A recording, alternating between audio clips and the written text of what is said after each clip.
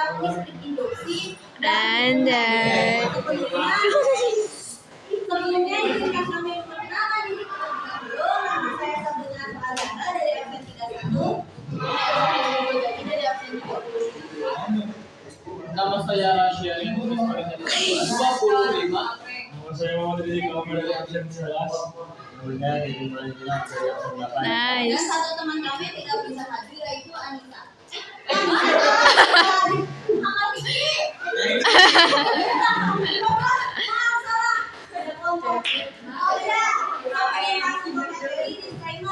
Materi kami ini ada beberapa yang mirip dengan materi kelompok sebelumnya, tapi nanti akan kami jelaskan perbedaan materi yang kami presentasikan dengan kelompok sebelumnya itu apa. Jadi jangan bingung ya.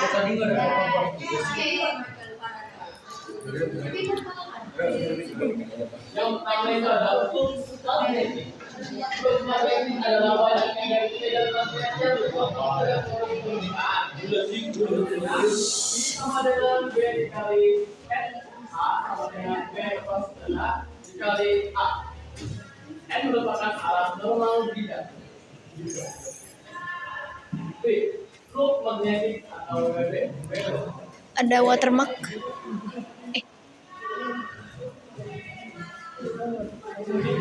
Beda dengan minus magnetik atau A luas permukaan bidang atau M kuadrat tetap sudut antara B dengan bidang normal. Oke, aku tambahin penjelasan di sini. Sebenarnya rumus flux magnetik ini sama dengan flux magnetik di kelompok sebelumnya. Cuman kami hanya mengambil sedikit karena flux magnetik ini akan berhubungan dengan DDL induksi. Jadi ini seperti perkenalan awal aja karena dikaitkan dari kelompok sebelumnya. Oke. Lanjut, ada contoh soalnya. Oke. Sabar ya, dia lagi nulis dulu. Oh iya. Ini boleh aku transisi nggak? Boleh. Dah. Ya, di sini ada contoh soal dari flux magnetik. Soalnya itu suatu bidang dengan luas 400 cm persegi ditembus oleh medan magnet sebesar 10 kali 10 pangkat min 2 T bersudut 30 derajat. Berapakah flux magnetiknya? Jadi di sini diketahui kalau A-nya itu atau luas bidangnya adalah 400 cm persegi diubah dari meter, jadinya 4 kali 10 pangkat min 2. Lalu di sini ada B-nya atau medan magnet itu diketahui kan 10 kali 10 pangkat min 2 Tesla. T-nya itu Tesla. Terus di sini diketahui θ-nya itu adalah 30 derajat.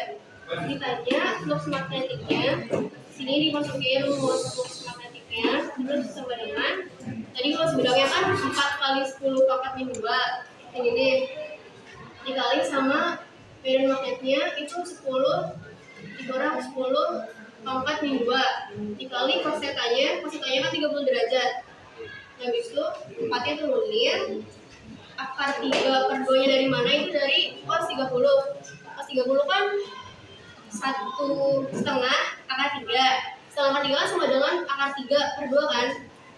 Jadi habis itu langsung aja dikali sama gini, 10 kali 10 min 2 sama dengan kan 10 min 1. Itu 10 min 1 dikali 10 pangkat min 2 jadinya 10 pangkat min 3.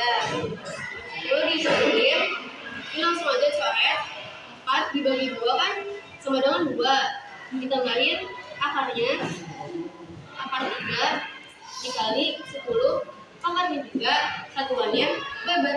Jadi jawabannya 2 akar 3 kali 10 pangkat min 3 Weber.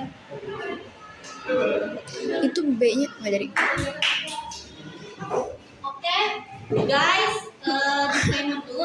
Tolong ini diperhatiin ya, soalnya ini materinya yang kita akan benar-benar jelasin. Jadi jangan nulis dulu, jangan kerjain dulu itu berdua.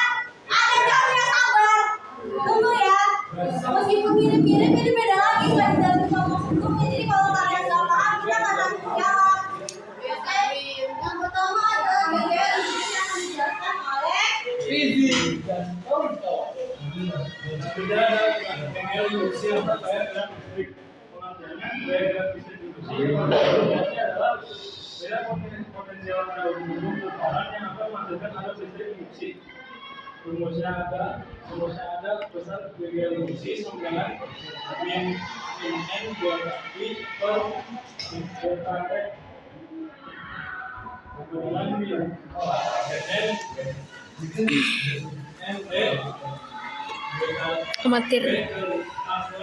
Video amatir. Keterangannya dari sama dengan belasan GGL induksi atau ada volt. Min berasal dari kondens, min sama dengan material tawar, tapi sama dengan perubahan arus magnetik, satuannya Wb, T sama dengan perubahan waktu, kemudian T.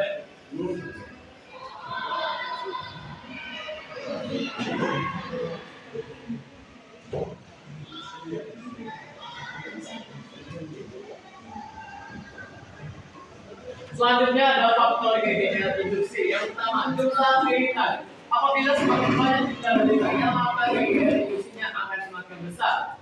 Kedua, kuat medan magnet. Apabila kuat medan magnetnya semakin besar pada pusaran, maka GGL induksinya akan semakin besar. Yang ketiga, bahan penyusun lirikan. Jika lirikan terbuat dari bahan ferromagnetik, maka besar GGL induksi semakin besar. Dan yang keempat, itu ada kecepatan gerak magnet. Jika gerakan magnetnya semakin cepat, maka GGL induksi yang timbul akan semakin besar. Dan kelima, luas bidang kumparannya semakin besar. Semakin besar, maka GGL induksinya akan semakin besar. Selanjutnya ada beberapa hal yang akan dijelaskan oleh Sabri. Oke.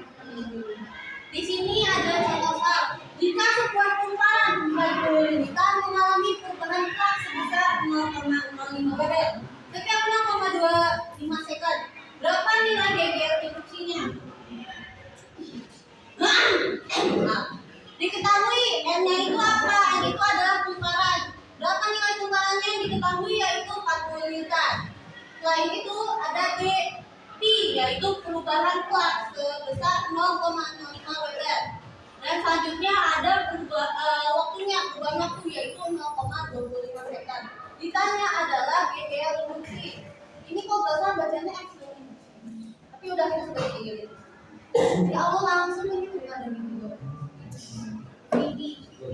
Ini tengah-tengah.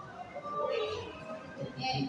Nah, kan tadi udah dijelasin kan sebelumnya GGL induksi itu adalah min N dikali perubahan flux atau dV per dt.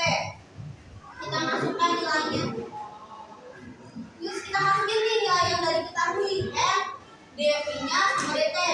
Kan N-nya 40, kita masukin 40. Terus dV-nya 0,05 kita masukkan, dt-nya kita masukkan 0,825. Habis itu biar lebih mudah dikerjakan, diubah nih menjadi notasi ilmiah. Jadi 0,05 sama aja kayak 5 dibagi 100. Berarti sama aja kayak 5 dikali 10 pangkat 2. Terus dibagi dengan 0,25, kita ubah ke notasi ilmiah, jadinya 25 dikali 10 pangkat 2. 25 kita bagi dengan 40, masing-masing dibagi 5. Hasilnya 8 sama 5. 5 dicoret dengan 5 hasilnya 1. Nah jadinya 8 dikali 5 kan 10 pangkat 2 nya hilang. Karena di bawahnya ada 10 pangkat 2, jadi kita bisa mencoret aja. Hasilnya adalah 8 volt. Nah untuk minusnya, saya tidak tahu ini minusnya dimasukkan apa tidak. Tapi karena dari rumusnya ada, maka kita masukkan saja jadi minus 8. Lanjut. Ayo Dik. Selanjutnya ada kompleks. GGL induksi selalu membangkitkan arus medan magnetnya berlawanan dengan flux utama. Kompleks. Rumusnya gaya Lorentz sama dengan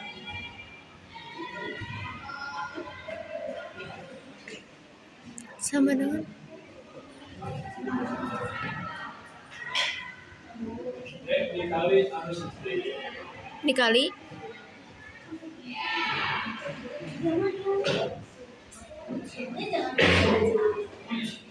Dia sama dengan medan magnet.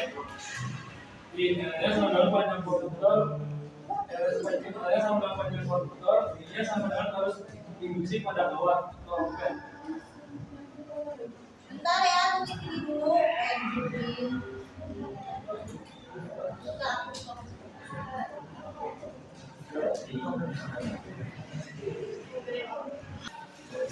Jadi sebenarnya red itu sama dengan mirip dengan gaya Lorentz. Makanya di sini kita ambil satu rumus. Kita ambil salah satu rumus pakai salah satu rumus gaya Lorentz karena kita menggunakan contoh soalnya pakai rumus ini. Nah, sebetulnya apa sih bedanya hukum Lorentz sama gaya Lorentz? Hukum Lorentz itu menjalankan arahnya, sedangkan gaya Lorentz itu mencari jumlah gayanya. Makanya nanti contoh soal ada pesan dan arah. Nah, untuk menentukan arahnya ini ada yang namanya kaidah tangan kanan. Ini tangan, nih. Nah, ya ini kan kalau tadi lihat dari kelompok sebelumnya kan ada rumus yang pakai sin theta kan. Nah, yang pertama itu untuk yang sudutnya 90 derajat atau nggak ada sinnya.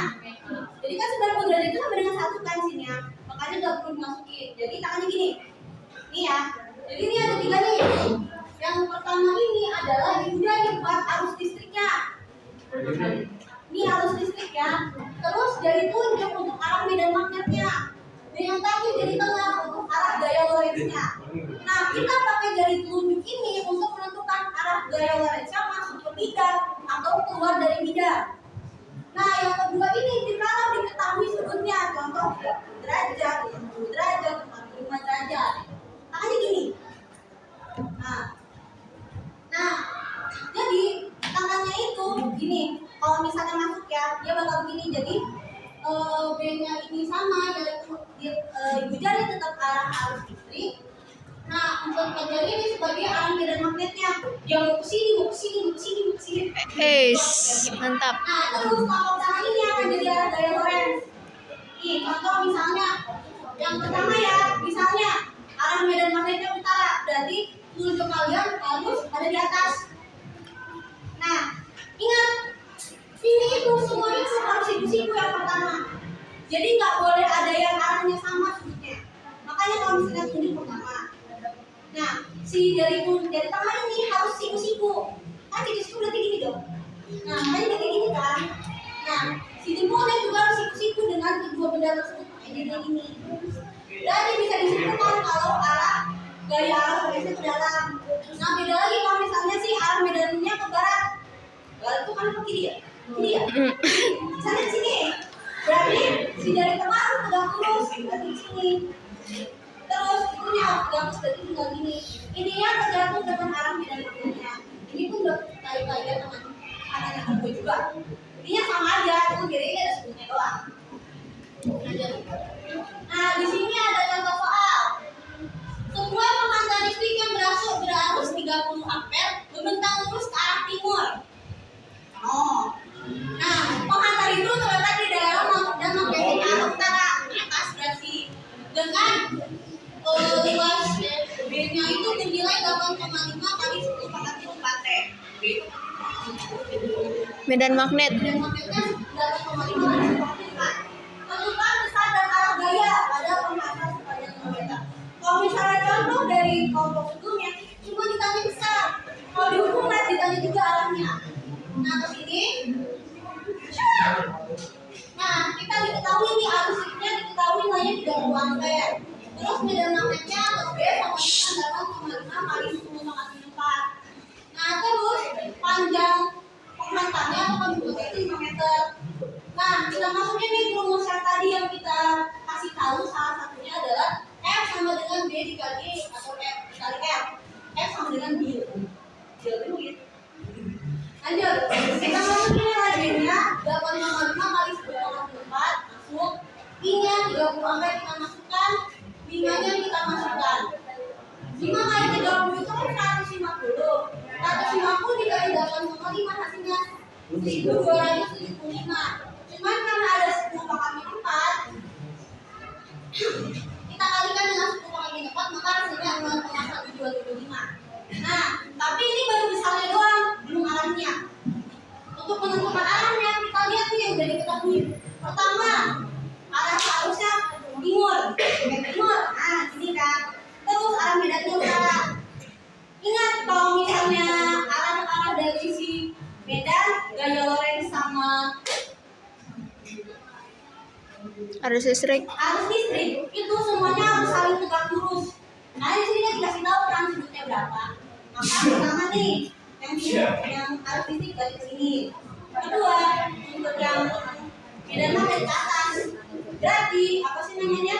Untuk gaya lorenznya di sini. Berarti tandanya apa? Arah gaya lorenznya itu masuk ke dalam bidang. Ya, ke dalam bidang. Contohnya gitu. Masuk ke dalam bidang. Masuk.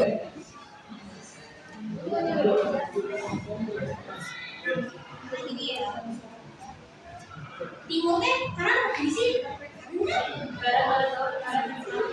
Oh, timur balik, maaf salah. Aku pikir timurnya kanan, ternyata kanan. Gimana? Barat sono nih. Ya bener. Oh, berarti gini masuk ya. Benar. Oke. Kita mau masuk lagi kerja ya, guys. Magic makan itu. Sebenarnya orang apa yang sebenarnya itu berjalan. Capek sih itu kerjanya. Ini loh.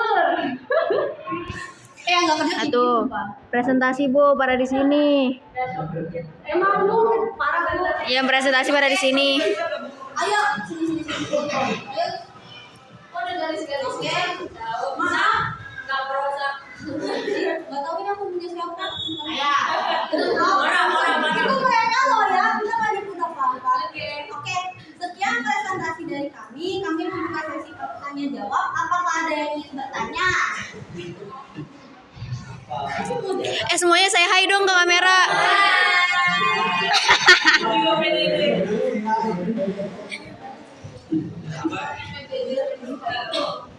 Ada yang katanya banyak yang perlu bisa ditanyakan di materi ini. Yuk, mau soal apa sih namanya tuh, soal arah gaya, soal gaya induksi bebas. Ayo bertanya. Boleh?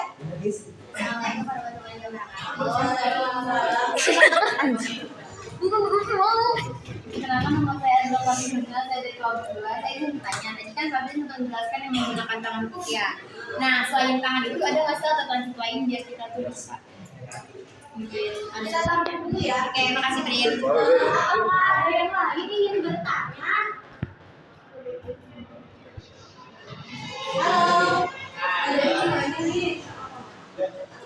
Nanti ditanya itu Fani. Ayo bertanya. Malu bertanya sesat di jalan. Iya, soalnya ini bisa tersesat, aku juga tersesat awalnya. Kita jelasin lagi.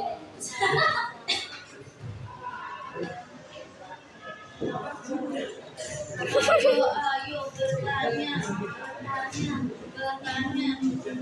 Siapa bertanya? Gegelin si orang semua. Karena yang nanya masih pada lama, jawab dulu ya pertanyaan dari Andra. Setahu kami ya, yang sudah kami cari, sebenarnya untuk mencari arah hukum lens itu sebenarnya cuma pakai kaidah tangan kanan yang biasanya orang pakai. Tahu kami sih nggak ada alternatif lain, tapi ini kalau yang menentukan boleh di-share yang lain ya. Siapa ya? Ini mana ada yang tanya lagi? Ditanya nih. Tanya Prin, tanya. Ini aku mau nanya nih.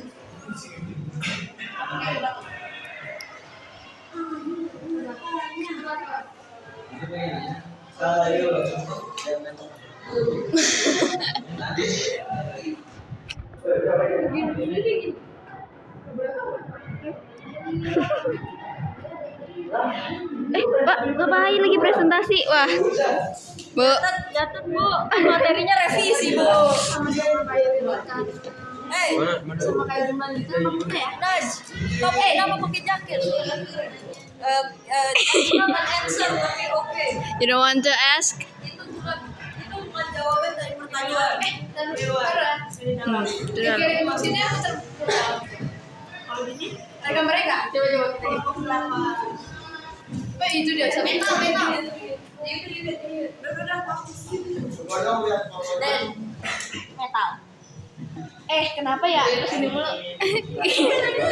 Metal. Jadi kan nanya mau gitu. apa bedanya si Gary sama Bangun, sebutkan nama kelompok dari mana? Saya Rifa dari kelompok 4 mau bertanya. Sudah. Gagal reduksi itu sama jumlah limitan itu apa? Gagal reduksi sama gaya limitan, jumlah limitan sama apa beda? Oke, makasih. Diskusi dulu ya. Tadi pertanyaan apa? Coba maaf. Apa bedanya GGL induksi? Udah nggak deket Apa apa? bedanya GGL induksi sama jumlah limitan? Oke. Diskusi. Pap. Untuk pertanyaan dari saudari Rifa akan dijawab oleh Kevin. Mantap. Ya, jadi sebenarnya gejala induksi dengan urutan kawin itu berbeda. Karena gejala induksi adalah gejala potensial atau tegangan yang menghasilkan arus listrik induksi. Kalau jumlah lilitan kawat itu banyaknya lilitan yang ada di benda tersebut. Gitu. Oke, kalau begitu kita tutup saja ya, karena udah nggak ada yang mau nanya lagi. Mana saya? Oke, sekian presentasi dari kami. Mohon maaf apabila ada kekurangan maupun kesalahan dari kami Pak Hidayat. Wassalamualaikum